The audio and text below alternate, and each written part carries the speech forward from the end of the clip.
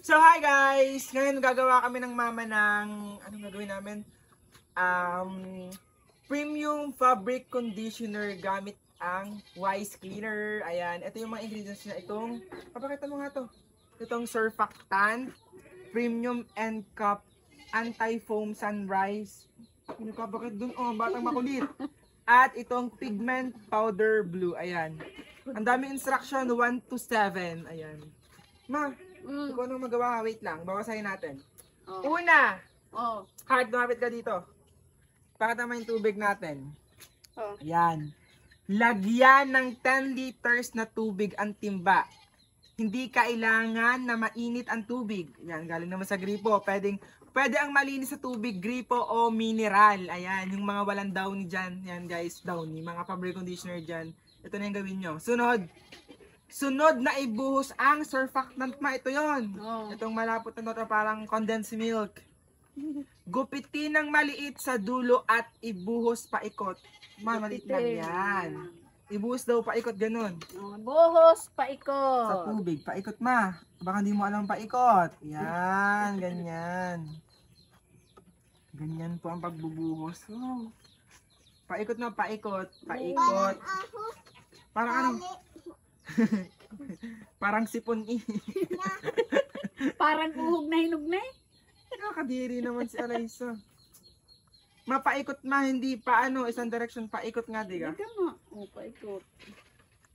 Paikot lang, go. Ganyan lang po, medyo magaling ang mga support na sa paikot. Paikutin ng tao para makautang. Tapos, haluin ng mabuti. Haluin? Oo. Siguraduhin ko na lahat ng ingredients. Yan. Go, go, go, go. Baka nagtapon mo. Dandan nga lang. Yan. Mabilis naman siya matunaw, di ka? Mabilis. Ang bango, grabe. Ang bango niya. Pwede nang ilagay sa damit ni Aling maliit. Hindi gusto, pwede ma, natatapon ma. Tandahan lang ma. Yan.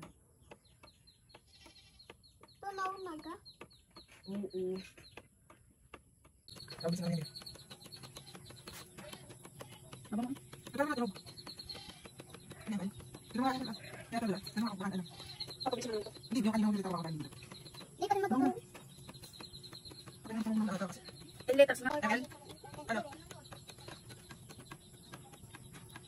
Ito ang susunod natin bubuho. Ayan, sabi ni Aling Mali ito daw, ibuhos, i-shake at ibuhos ang end cap, anti-foam at sand bottle at haluin mabuti. Ma, yun daw ma. Yun, i-shake mo daw, buksi.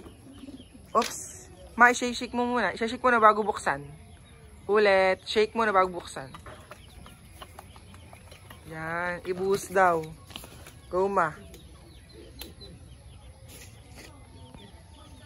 Yan, ganyan. Mabango na ba? Naamoy niyo na ba ang downy natin? Downy. Ang fabric conditioner natin dyan. At isunod na nga nating ilagay itong ating kulay blue. Eto. Yan, ganyan. Eto kasi yung pampakulay sa ating gagawing fabric conditioner. Yan, medyo buo-buo pa ang ating kulay blue to. Hindi mailagay ng ayos. Yan, ganito dapat guys. Yan, inahalo na siya. Nakakakulay na siya na kulay blue. Let's go! After 5 minutes guys, eto na yung kulay niya. Kulay asul na siya. Grabe, sa halagang 250 pesos meron ka ng ganto. Yung gantong karami ha. Medyo matagal din gawin ha. Mga 30 minutes. Ayan, tinatakpan na ng tatay ang ating ginawang fabric conditioner. Kasi sabi sa direction, 5 araw daw. So, bale, sa isang araw, hahaluin ng 2 beses. Hanggang sa maka5 araw. Ganito yung ginagawa, guys. Pero bago yon, magpaalam muna tayo sa ating ginawang fabric conditioner. Ang tagal ng tatay magbuhol ng tali. Eto na, bye-bye! See you bukas! Kinabukasan! Eto na nga yung day 1 ng paghahalo ng ating fabric conditioner. Day 2, let's go! Day 3, medyo okay na siya. Day 4, ayan, medyo sobrang okay. And day 5, ayan, let's go! Pwede na siyang ilagay sa ating bottles. So hi guys, after 5 days nga, ayan, ang mama. Tatakalin na yung ginawa naming downy ma. Ilang ano kaya? Ilang Wilkins? Mga tatlo.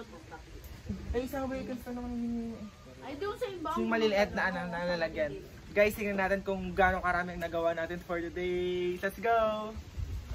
Yan na guys, tinatakal na pang ginaming downy. Malandahan na natapon oh.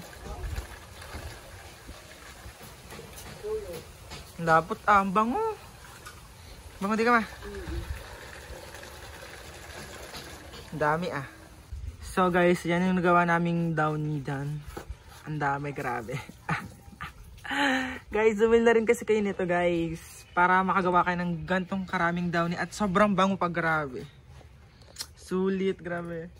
Siyempre, kung may fabric conditioner, dapat gumawa rin tayo ng DIY powder detergent. Eto, sobrang dali lang gawin guys. Yan, basahin nyo na lang yan. Nandyan na lahat ng panuto. Maghanda ng palanggana na kasya ang 5 kilong powder. Kasya na dito, ma.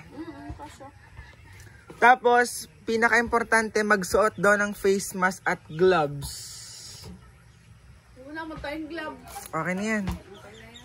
Ibuhos ang lahat ng ingredients sa palanggana.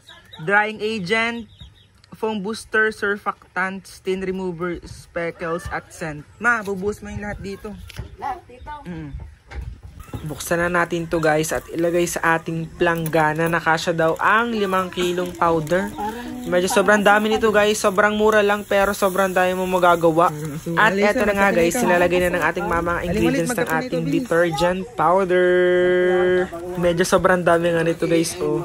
Tamo ay, grabe, ganito lang pala magawa nito. O yung nga pala guys, huwag kalimutang magsuot ng face mask or gloves. Kasi medyo matapang yung amoy ng ating powder detergent. Yun lang naman tapos sobrang dali lang gawin pag samasamahin nyo lang.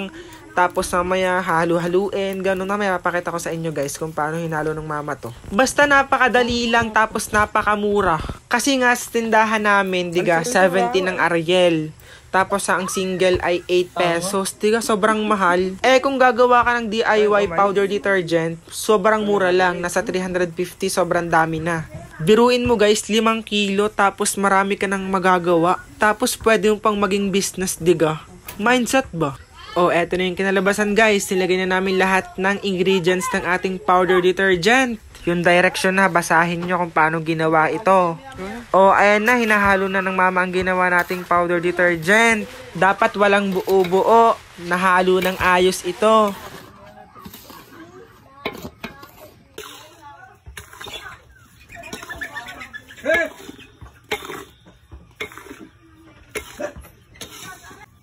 Iba-iba pang pasalo.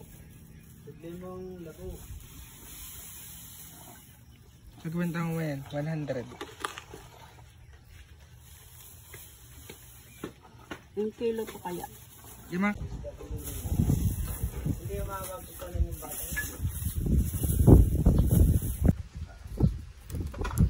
Dami nito. Bigat pala nito.